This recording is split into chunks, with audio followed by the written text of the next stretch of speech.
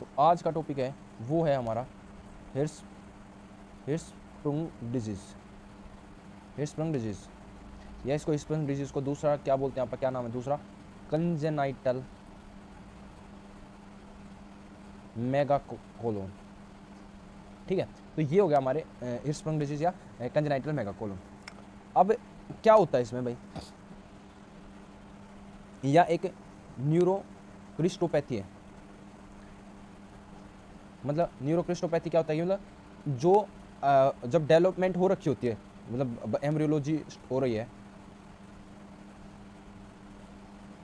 मतलब भाई एम्ब्रियो का फॉर्मेशन हो रखा है, एम्ब्रियो का मतलब ऑर्गेनोजेनेसिस वगैरह हो रखी है, तो उसके अंदर क्या होता है कि माइग्रेशन होती है किसकी, न्यूरल क्रस्ट सेल की, न्यूरल क्रस्ट सेल्स होते हैं, ठीक है, अपने एक्टोड्रम के।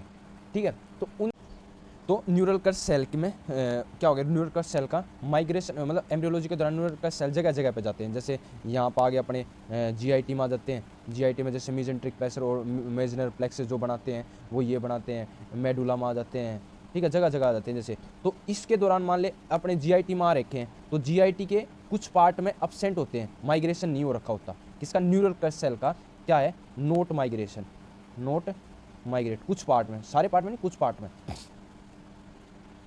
जैसे कौन कौन से, ये क्या है, जीआईटी में कौन से होते हैं न्यूरल क्रस्ट सेल जो क्या बनाते हैं, ओरी बैक एंड मीजनर प्लेक्सिस।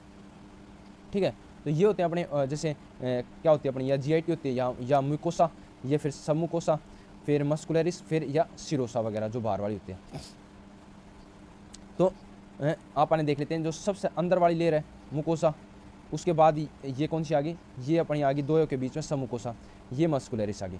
तो जो यहाँ पे प्रेजेंट होता है एक प्लेक्सिस, और किसमें, सबमुकोसा में, ये आ गई मुकोसा, ये आ गई सबमुकोसा, ये मस्कुलरिस एक्सटर्ना।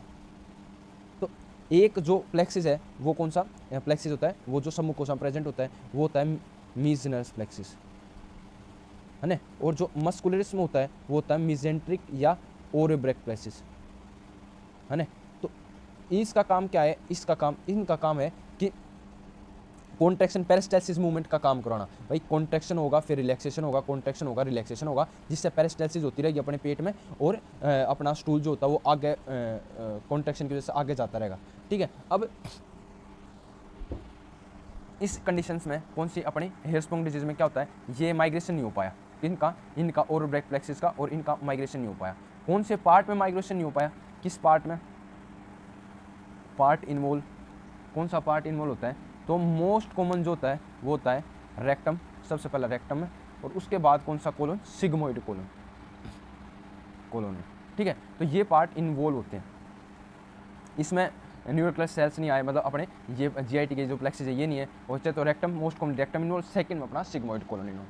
अब ये किस किस कंडीशन के साथ आप एसोसिएशन है, किस किस में अपन है हिर्सस्प्रुंग डिजीज मोस्ट कॉमनली देखने को मिलती है, वो होगी एक तो पहला अपना डाउन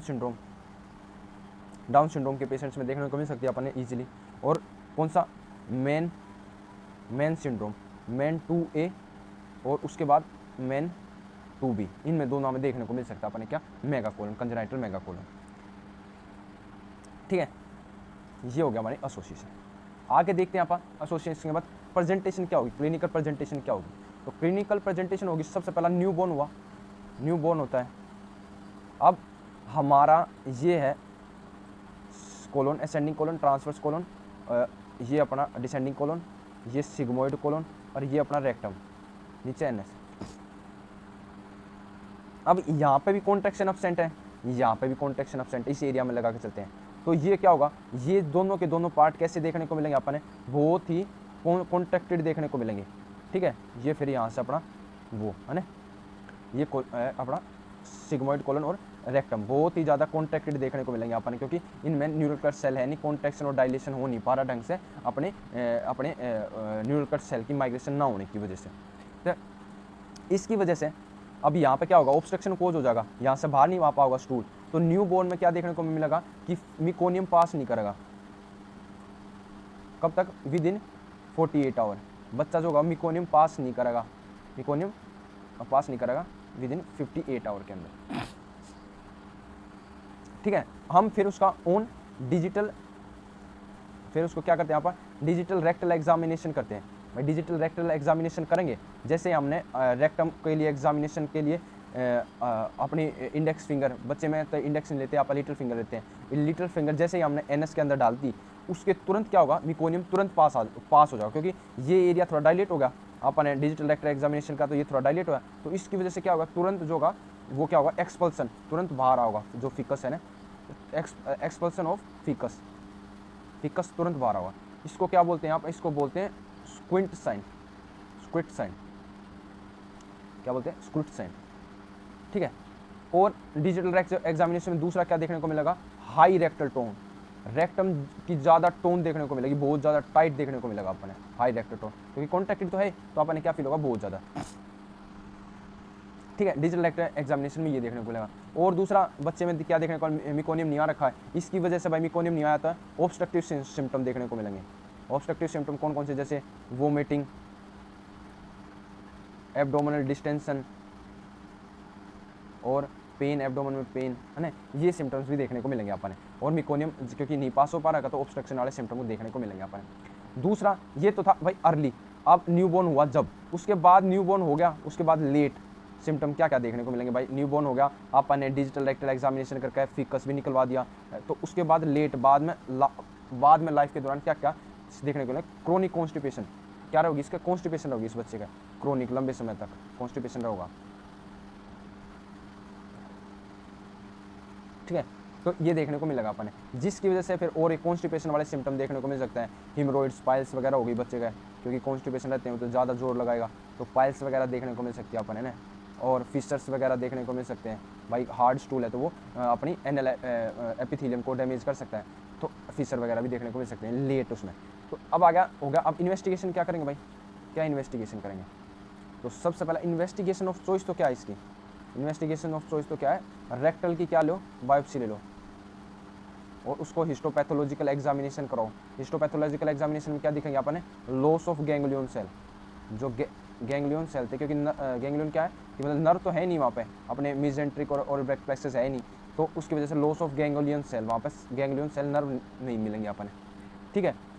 एक तो ये होगा इन्वेस्टिगेशन। दूसरा इन्वेस्टिगेशन क्या होगा, ये तो भाई रेक्टल बायोप्सी होगी, अपना इन्वेस्टिगेशन ऑफ चॉइस। अगला क्या होगा, इमेजिंग। इमेजिंग में कौन सा, कॉन्ट्रास्ट एनीमा करवा देंगे इसका, भाई क्या करेंगे आप, वही रेडियोपिक डाई एनएस के द्वारा इंजेक्ट करेंगे उसमें, ठीक है, बच्चे में। तो अब इसमें कैसा देखने को मिलेगा आपने कि जैसे ये पूरा का पूरा देखने को कैसा मिलेगा, जैसे ये अपना लार्ज इंटेस्टाइन है, तो लार्ज इंटेस्टाइन बहुत ज़्यादा डायलेटेड देखने को मिलेगा, और जहाँ से फिर ऑब्स्ट्रक्शन है वो बिल्कुल आपने कैसा देखने को मिलेगा, ये कंस्ट्रक्टेड पार्ट ऐसा देखने को मिलेगा आपने, ठीक है। ये तो क्या होगा, डायलेटेड होगा सारा का सारा अपना, इसको क्या बोलेंगे फिर, डायलेटेड अपना कोलोन, मिजोन कोलोन अपना, ठीक है, ये डायलेटेड देखने को मिलेगा। अब ये कौन सा कंस्ट्रक्टेड पार्ट है ना, ये अपना क्या है, इसको क्या बोलेंगे अपन, ट्रांजिशनल